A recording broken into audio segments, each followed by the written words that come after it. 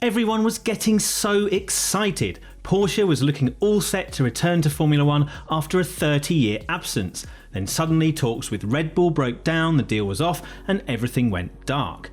Porsche maybe isn't coming back after all, and Red Bull is going it alone, or maybe partnering up with Honda again.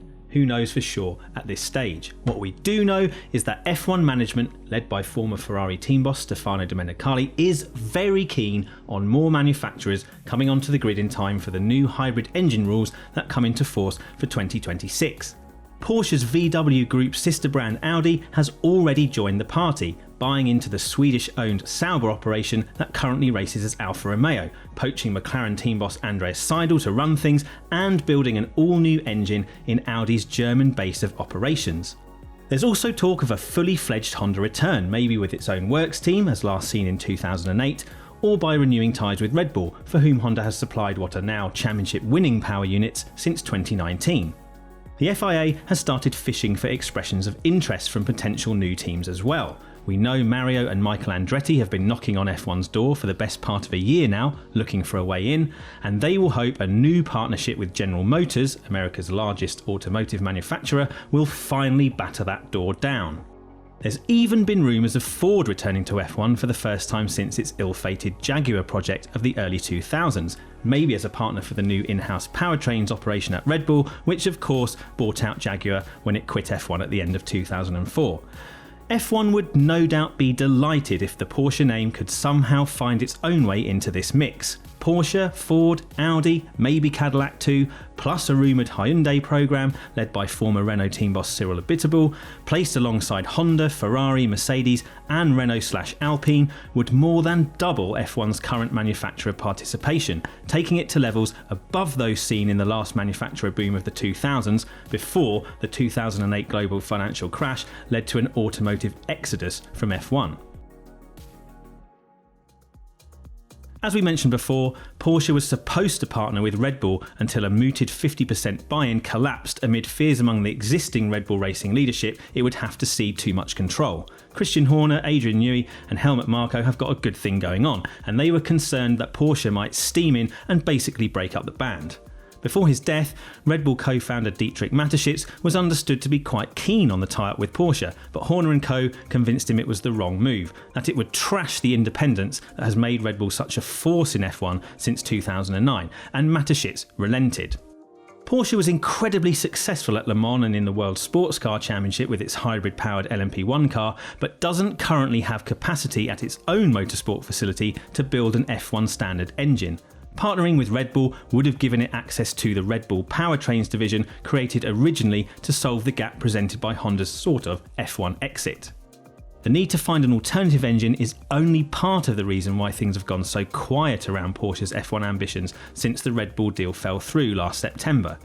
Internal politics permitting, Porsche could potentially rebadge, or just use, the engine Audi is designing for 2026.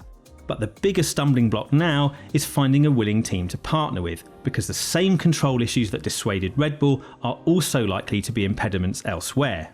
McLaren and Williams have both been cited as potential candidates for Porsche tie-ups before, but, like Red Bull, neither would be willing to hand over the level of control Porsche would want. Outside of McLaren and Williams, Porsche's other possibilities feel like left-field long shots. Of the other independent teams, AlphaTauri is not considered up for sale because the continuation plans set out for the Red Bull Group following the demise of Mateschitz have it staying under Red Bull ownership for the foreseeable future. And while Gene Haas's current intentions for the future of his team are unclear, F1's move to more open and cost-effective competition, plus Haas securing a major new sponsor in MoneyGram for 2023, both alleviate some of the concerns he's previously expressed about his long-term F1 involvement. Even Andretti's proposed F1 entry now looks off the table for Porsche, given that project has now partnered up with General Motors under the Cadillac brand. If they can convince F1 to put them on the grid, Andretti and Cadillac will do the car.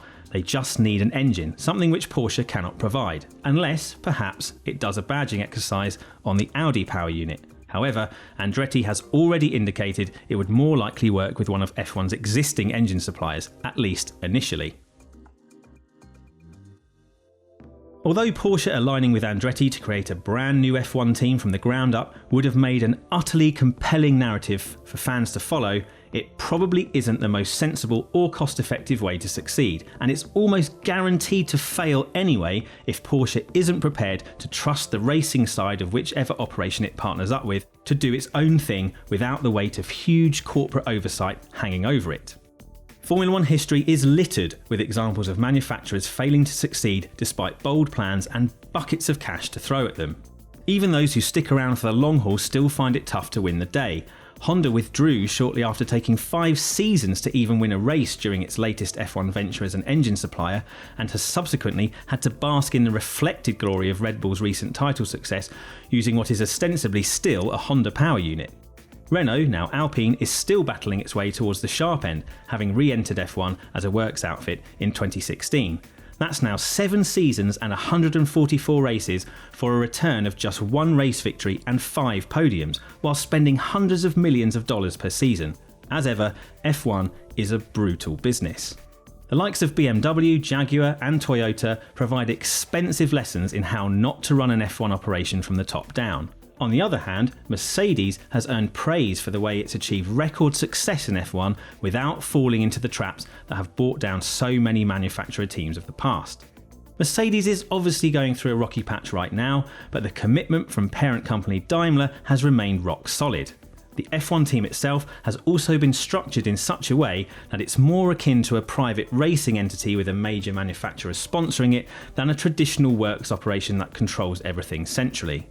Toto Wolff, the CEO and team principal, and someone who's been involved in motorsport for many years, is also an equal partner with Daimler, so he doesn't have to simply dance to whatever tune that company's board decides to play at any given moment. When you look at Ferrari, there is a level of commitment to F1 there unmatched by any other manufacturer, but it continues to go through frustrating cycles of decline, rebirth and underachievement as company men who know much less about F1 than the people they employ to do it consistently lose patience with their underlings when results don't come thick and fast enough. Here there is perhaps a further lesson for Porsche. Stability and trusting the racing people to run the show tends to work better than imposing your own will on things. Mercedes is much more agile than the corporate monsters that have so often failed miserably in F1's past, precisely because Mercedes is structured in a way that mirrors some of those pure racing teams it competes with. This is probably why Wolff had sympathy for Red Bull's position when it came to breaking off those talks with Porsche. Wolff described this breakdown between Red Bull and Porsche as a shame for F1, though he remains hopeful Porsche can find another partner to work with, but that seems unlikely as things stand. Unless one of the current 10 teams runs into substantial trouble and is forced to sell up out of desperation, it's difficult to see how Porsche gets what it wants. F1 is definitely pushing towards a new manufacturer era, so it makes sense for existing teams to find heavyweight partners to work with. Haas and AlphaTauri have very specific business models, but looking at what you might call the true and traditional independents, McLaren and Williams, they both look a little exposed right now. Perhaps there is still a deal to be done there for Porsche down the road, but it's unlikely to arrive unless Porsche is prepared to be more flexible than it was with Red Bull. If Porsche is really serious about returning to F1, it probably needs to think a little less like Toyota and a bit more like Mercedes.